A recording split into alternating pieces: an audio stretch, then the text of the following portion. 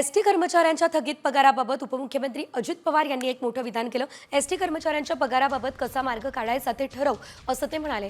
ST कर्मचाऱ्यांच्या पगाराबाबत मुख्यमंत्र्यांशी बोलणार असं देखील त्यांनी म्हटलंय।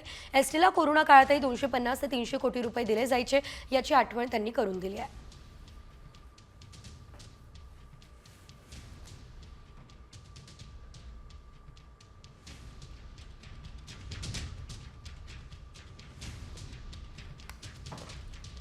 पण कोरोनाच्या काळामध्ये ज्यावेळेस त्यांचे प्रवासी येत नव्हते तेव्हा दर महिन्याला साधारण 250 ते 300 कोटी रुपये आम्ही सरकारमधनं बजेटमधनं द्यायचो आणि ते चालवत होतो।